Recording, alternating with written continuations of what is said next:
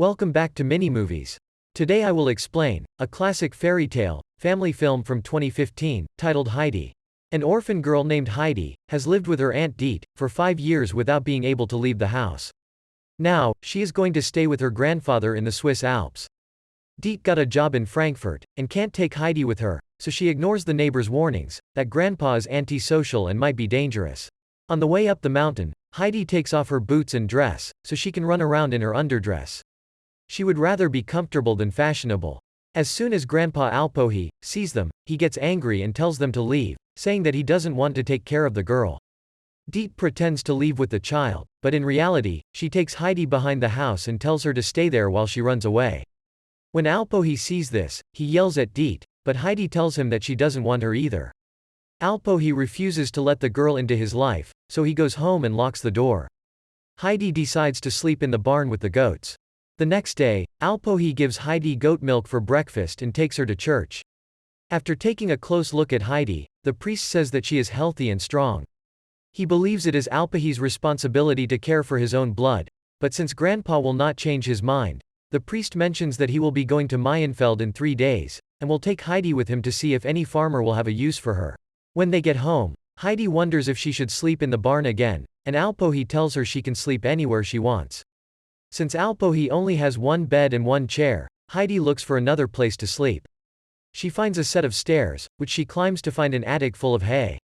Heidi tells Alpohi she'd rather not leave after deciding that'll be her bedroom, but he doesn't respond. The next day, goat herd Peter comes to pick up Alpohi's goats, and Grandpa asks him to take Heidi for the day and show her how things are done in the mountains. After Alpohi gives Heidi some cheese and sausage for lunch, Heidi is happy to join Peter and spend the day running with the goats. She likes this much more than when her aunt used to make her stay inside all day. While Heidi is having fun, Peter takes a bite of her food, and when Heidi finds out, he blames it on the goats. 2 goats start fighting all of a sudden, so Peter hits them with a stick to stop them. Heidi doesn't like this at all, so she tells him to stop, and then she makes him a deal: if he never hits a goat again, she'll give him half of her food every day. Peter is happy to agree, but he asks her to promise not to tell Alpohi because people in town say he killed someone in the past. When Heidi gets home, she acts weird around her grandpa and says she'll sleep in the barn, so Alpohi knows she's heard the rumors. He asks Heidi whether she believes rumors more, or what she sees and hears for herself. Heidi uses her own judgment and hugs Alpohi before going to sleep in the attic. The next day, Heidi continues to have fun and bond with Peter, while Alpohi works on some woodwork to show his granddaughter how touched he is by her kindness. When Heidi gets home, she is amazed to find a second chair at the table, and the great news is that Alpohi will let her stay for good. Weeks pass and Heidi has fun with Peter every day. She also cuts her hair to be more comfortable. One day, Peter tells her that he won't be coming for a few months because he has to go to school. He says that they'll see each other again in the spring, but she should stop by his house sometime. Heidi also wants to go to school, and whenever they go into town, the neighbors remind Alpohi that a child needs education and friends. But Alpohi says no, saying that when winter comes, Heidi won't be able to come down the mountain to school. When it starts to snow, things get boring. Alpohi carves Heidi a bird to cheer her up, but it doesn't work, so he makes a sleigh instead. This actually works, and the two of them have fun sledding down the mountain before Alpohi drops Heidi off at Peter's for a playdate. Heidi meets Peter's mom and grandma, but his dad is already dead. The grandmother is blind, and she can't eat much because she's missing most of her teeth. This is a problem because all they have to eat is stale bread.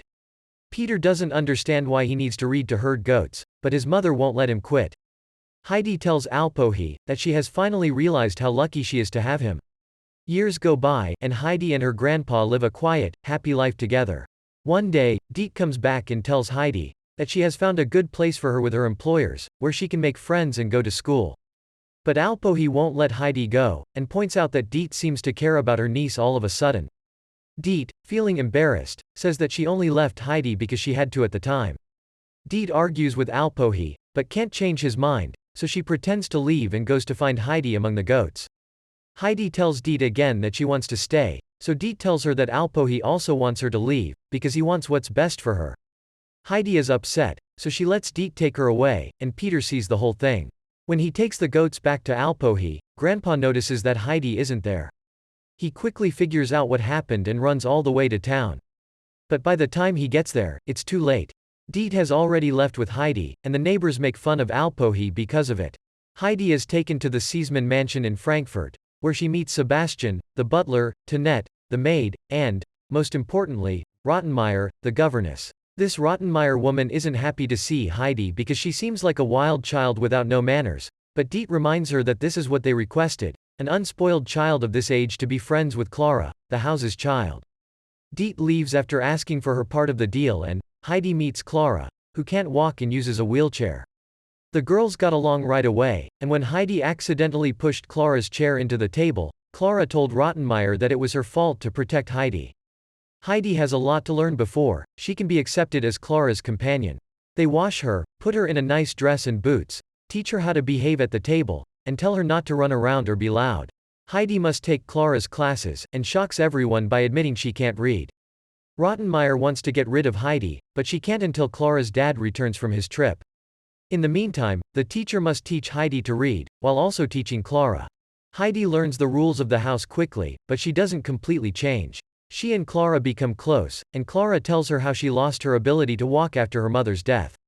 Before Heidi, she felt lonely and caged in the house because her father is always away on business trips. Heidi refuses to take her daily nap one afternoon, so she asks Sebastian to open a window for her.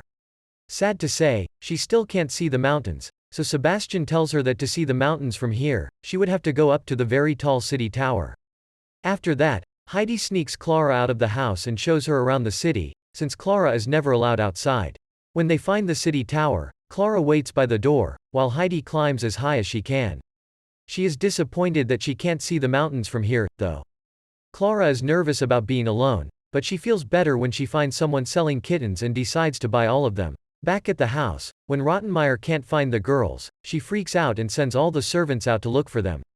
Sebastian finds them, but Klara hides them with their blanket before he sees. When they get home, Rottenmeier tries to scold them, but her allergies make her start sneezing like crazy. When Klara's cat suddenly jumped off her lap, Rottenmeier was so scared that she climbed on the furniture, which made everyone laugh.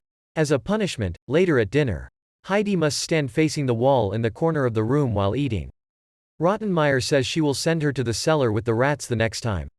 Heidi won't stand for this, so after dinner, she takes all the bread rolls she's been saving for Peter's grandmother and tries to leave. Rottenmeier stops her and tells her that she is lucky to get to wear nice clothes and go to school. But what really makes Heidi feel bad is seeing a sad Klara cry, and rushing to her room. Heidi's dreams have gotten worse since then, and Klara won't leave her room. Tinette says that she is sick and that Heidi is to blame. Heidi feels even worse now. Once her doctor says she's better, she goes to see Klara and tells her that she doesn't want to leave because she hates Klara. Klara understands, but she doesn't want Heidi to leave because she's all she has. With Heidi by her side, Klara leaves her room and attends classes, but still, Heidi struggles to read. A few days later, Klara's dad, Mr. Sesemann, finally comes home. He brings Grandma Sesemann with him, which makes Rottenmeier unhappy.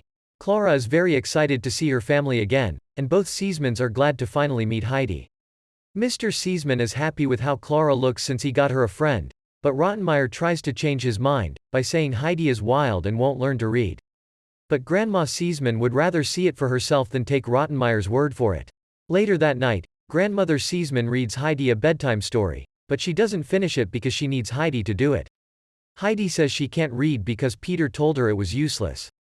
Heidi's grandmother Sesemann tells her not to believe everything she hears. Heidi likes stories and can't wait to find out how this one ends, so she agrees to work harder and practice more. The next day, Grandmother Sesemann tells her son that Heidi is great and that with the proper support, she can learn to read. However, she can tell that the child isn't happy, because this house is against everything she is. Mr. Sesemann refuses to let Heidi go because she makes Klara happy, but his grandmother says he wants her to stay, because she makes him feel less guilty about leaving Klara alone all the time. Things don't get any easier when strange noises start to echo around the house every night, and often Sebastian even finds the front door open. Mr. Sesemann doesn't believe the servants or even Rottenmeier when they say they think there might be ghosts in the house. Heidi gets better at reading every day with the book that Grandma Sesemann gave her, and she eventually reads the whole story to everyone. Heidi's teacher gets all the credit, and Mr. Sesemann decides that this shows Heidi is good enough to stay in the house for good. Klara is very happy about this, but Heidi is sad and cries every night before she goes to sleep. One night, after grandmother Sesemann has gone back to her own house, Mr. Sesemann is playing chess with the doctor, when they hear the noises that the servants had warned them about. Men grab their guns thinking it's thieves, but it's Heidi sleepwalking. Every night, she comes down, opens the door, and stares into the distance for a while before going back to her room and lying down at the end of the bed, as she does with a goat. When the doctor checks on her and finds that she is freezing, Mr. Sesemann looks for a blanket in the closet, and finds a new stack of bread rolls that Heidi has been saving. Then Heidi wakes up, and when the doctor asks her if she hurts, Heidi says her chest hurts. Afterward, the doctor tells Mr. Sesemann that Heidi is homesick and her nerves are frayed, so she should be sent home. First, Mr. Sesemann refuses, but he spends the night thinking about his wife. When Klara asks her father about the ghost the next morning, he tells her that it was Heidi sleepwalking because she is suffering, which is why they are sending her home. Klara is so upset by this news that she throws a fit, and screams at Heidi before leaving her room. Heidi is happy to hear that she will go back to Alpohi, but she is still worried about Klara and tries to talk to her, but Klara won't open the door. When it's time for Heidi to leave, the servants fill a basket with bread rolls and other food she can take to the mountains. Heidi gives Mr. Sesemann her wooden bird to give to Klara, and in exchange, she makes him promise that she'll come to see Klara someday. Rottenmeier says that when Heidi leaves, they'll finally have peace again, but karma shows her that she's wrong, there's still a kitten around the house. Tonette picks up the kitten and names it Heidi, as Rottenmeier freaks out. Heidi's first thing to do when she gets back to town is to take off her boots and meet up with Peter. She stops by his house to say hello and drop off the food. Then she runs up the mountain and, after taking off her fancy dress, finds her grandfather. Heidi's old routine comes back easily, and she and Peter spend their days running through the mountains and herding goats, but there are still a few changes. She is finally allowed to go to school, so she and Alpol move with the goats to town for the winter. Her new teacher is stricter than Klara's and uses physical punishments. Her class laughs when she says she wants to be a writer, but she does well in school, unlike Peter, who has trouble reading even when Heidi helps him. Heidi writes Klara letters, about all the interesting things that happen and how much she misses her, and thinks she should come to see her. When Klara gets the letter, it makes her feel bad that she didn't even say goodbye. So, grandmother Sesemann gathers a bunch of servants, and they all take Klara up the mountain. While the girls are happy to see each other again, Klara's grandmother Sesemann is having a drink with Alpohi. She asks him if Klara could stay for a few days and offers to pay him. Alpohi is happy to accept, but he turns down the money because Klara is a guest. Now it's Heidi's turn to teach her friend about living in the mountains. Klara starts to wear only her underdress and eat without cluttery. She also gets to pet the goats, sleeps on hay, and sees a shooting star. Peter is very jealous because the two girls spend all their time together.